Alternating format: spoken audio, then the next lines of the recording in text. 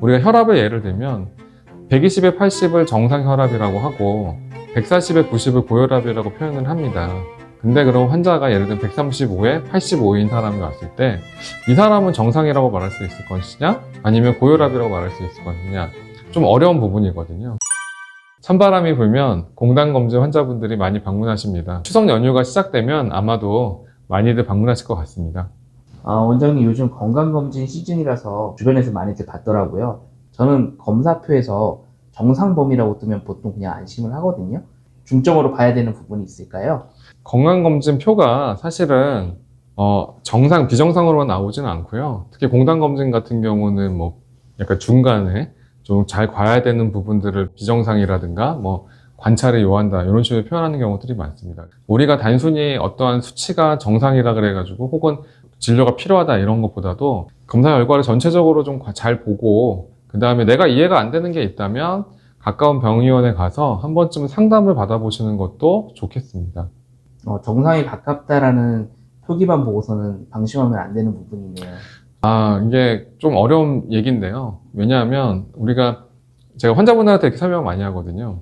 우리가 혈압을 예를 들면 120에 80을 정상 혈압이라고 하고 140에 90을 고혈압이라고 표현을 합니다. 근데 그럼 환자가 예를 들면 135에 85인 사람이 왔을 때 이 사람은 정상이라고 말할 수 있을 것이냐 아니면 고혈압이라고 말할 수 있을 것이냐, 좀 어려운 부분이거든요. 그래서 그런 경우에는 우리가 보통 전 단계라는 표현도 많이 쓰고요. 그 다음에 또 이런 분들이 또 관리를 잘해서 병으로 진행되지 않게 노력하는 게 또 중요하겠습니다. 선생님, 저는 보통 혈압이나 간 수치 정도만 사실을 보는데 다른 부분도 확인을 해야 되는 걸까요? 뭐 어떤 검사를 어떻게 했느냐에 따라서 중요할 것 같은데요. 환자분들한테 좀 강조하는 것 중에 하나가 허리둘레입니다. 허리둘레. 복부 비만을 볼 수 있는 제일 쉬운 방법 중에 하나거든요. 그래서 남자는 90cm, 여자는 85cm 이상 되면 복부 비만이 있다고 표현을 하고요. 이런 복부 비만이 있는 경우에 대부분 콜레스테롤 높은 경우들도 많고 중성지방이 높은 경우, 공복혈당이 높은 경우들이 많습니다. 그래서 이제 매번 보실 때 수치만 보는 것도 중요하지만 허리둘레가 내가 어떻게 변했는지를 잘 체크해 보시는 것들도 중요하다고 하겠습니다. 오늘 검사한 거, 올해 검사한 것도 중요하지만 작년하고 어떻게 변화가 됐는지도 우리가 체크를 해보시는 것도 중요한 포인트라고 하겠습니다. 예를 들어서 저는 아픈 데가 없으니까 괜찮다, 이렇게 생각하고 건강검진을 하지 않는다거나 문제가 될 수 있는 거죠? 건강검진은요, 건강한 사람이 검사하는 게 건강검진이거든요. 그래서 증상이 없는 사람이 와서 검사를 해야 됩니다. 증상이 있다 그러면 병원에 빨리 가서 조치를 받아야죠. 이걸 하루 검사 컨디션과 환경은 어떤 영향을 미칠까요?